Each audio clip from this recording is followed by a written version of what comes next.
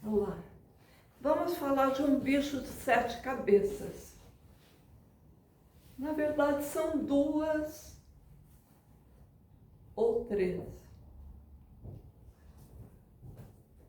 Nós temos aquela dúvida, aquela indecisão sobre quando usar eu e quando usar mim. Em certos casos, neste primeiro caso, fica bem simples. Depois vamos ver os outros. Não são só 2 casos, na verdade são 3. Tá? Então veja, tem hora que a frase fica muito fácil. Fulano trouxe o livro para eu ler no fim de semana, para mim ler no fim de semana. Qual seria o correto? Ele trouxe o livro para... Vamos já comparar com este aqui. Ele trouxe o livro para mim, para eu. Acho que vocês teriam mais facilidade neste caso. Ele trouxe o livro para mim ontem. Está correto. Qual foi o raciocínio, a lógica interna que você usou? Você nem percebeu, mas foi isso. O seu espírito de falante do português te mostrou que aqui é uma preposição e, tendo uma preposição, ela pede a forma oblíqua me. Temos pronomes retos, eu, tu, ele, nós, vós, eles, que são sujeitos de frase, e os oblíquos que não são sujeitos, né? Me, mim, eu, ti, não. Então, ele trouxe o livro para mim ontem. Voltando aqui, ele trouxe o livro.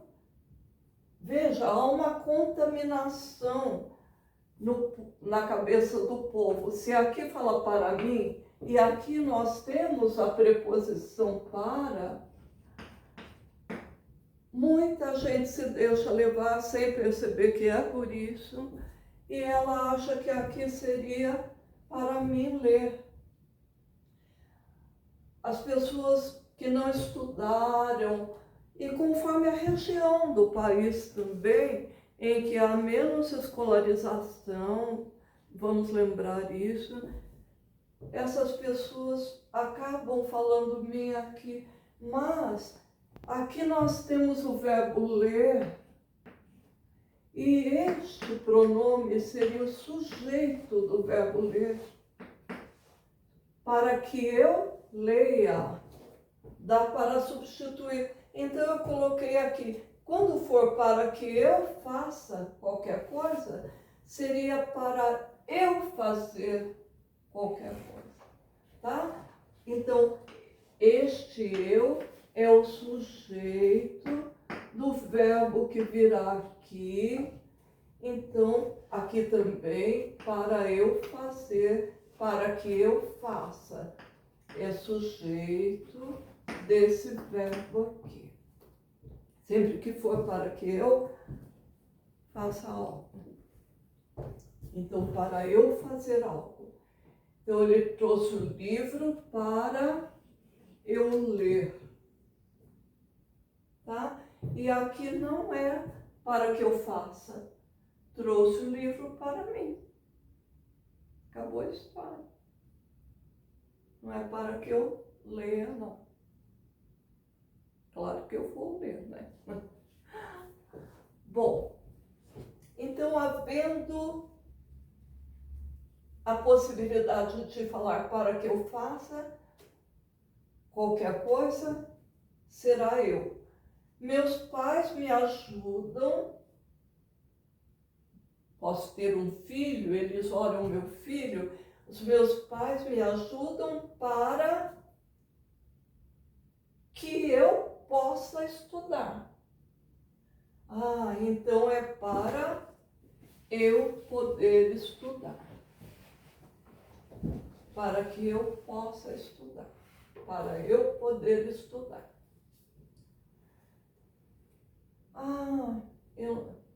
Disseram que é para ligar para o médico. É para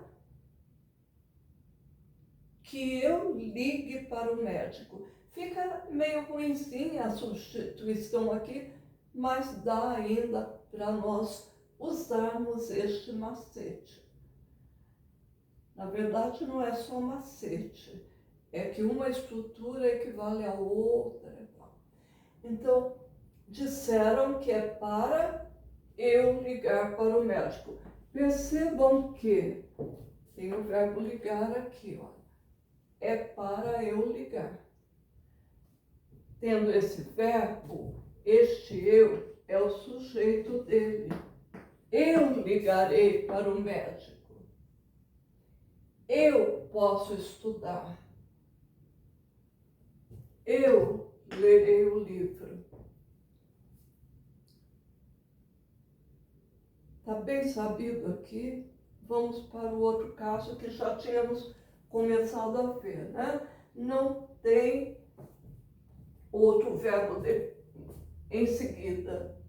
Trouxe o livro para mim ontem. Não tem ler, não tem outro. Então, tendo uma preposição e o pronome aqui, não tendo outro verbo, é mim. Quais são as preposições? É só o para? Não. Aí é que está. O para é um tipo de preposição. Poderia ser de, poderia ser em, entre, após, até, a mesmo. Não há artigo, ou a preposição. O a que não dá para trocar por o é preposição. Tá? Entre e ele, tudo acabou.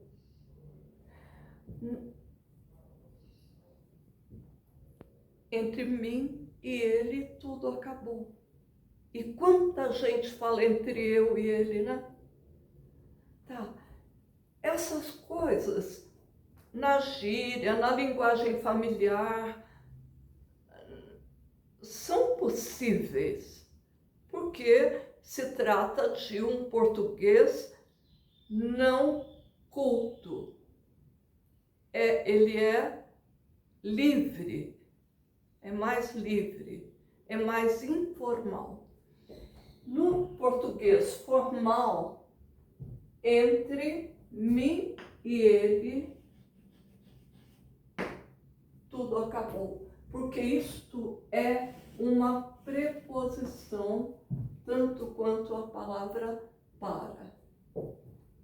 Entre mim e ele, tudo acabou. A pessoa veio, ajoelhou-se perante e chorou. Perante é uma preposição. Se vocês olharem o quadrinho, existem muitas preposições. É só procurar o quadro das preposições. Ante, após, até, desde. Tem muitas, tá? Então, ajoelhou-se perante mim e chorou. Porque eu tenho preposição aqui, preposição aqui.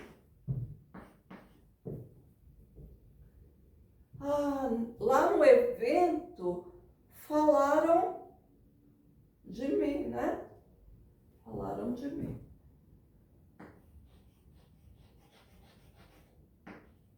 Pense em mim. Liga para mim, né? Então, tem o de, tem o em, tem o de. O de é preposição.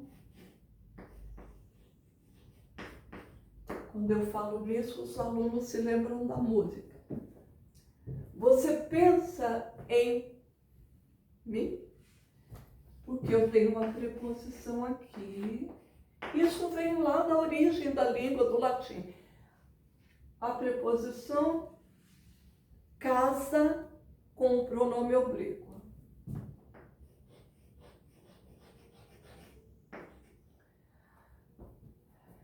Então, aqui nós tínhamos verbo depois do pronome, então ele ficava como eu. Aqui eu não tenho verbo à direita, ele fica como me. Tem preposição que casa com ele. Esse é o segundo caso. Então, olha, quando há preposição, eu coloco me. Aqui, para que eu faça, para eu fazer. Agora, este terceiro caso, que eu não tenho visto as pessoas comentarem. Então, tem hora que o significado do que eu estou dizendo ali é, na minha opinião, ou no meu caso. A pessoa põe a mãozinha nela mesma, no peito, geralmente. Na cabeça, raramente. Na minha opinião, no meu caso, vamos ver como é. Para mim, é difícil mentir. Eu acho que aqui ninguém erraria para mim. Mas vamos inverter a ordem aqui. Mentira difícil.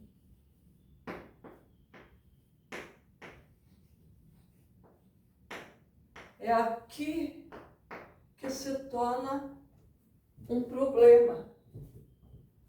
Enquanto era este, todos diriam para mim. Quando eu coloco esse verbo aqui,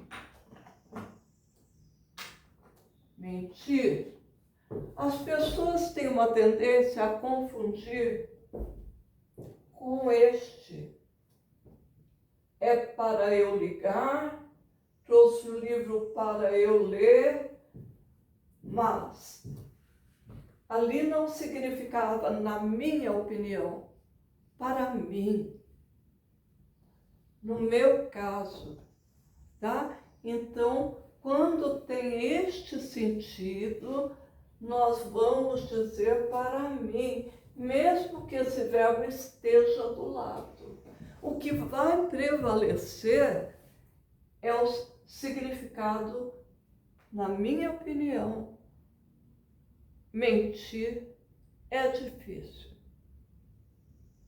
Tá certo? Então, quando a gente puser a mãozinha aqui, nós sabemos que será para mim. Para mim, mentir é difícil. Então, vamos à segunda frase. Todos gostam de jogos, mas não é para eu jogar, é difícil. Para mim, jogar é horrível. Para mim, jogar é horrível. E percebam que quando tem o sentido de, na minha opinião, nós temos que jogar esta vírgula aqui.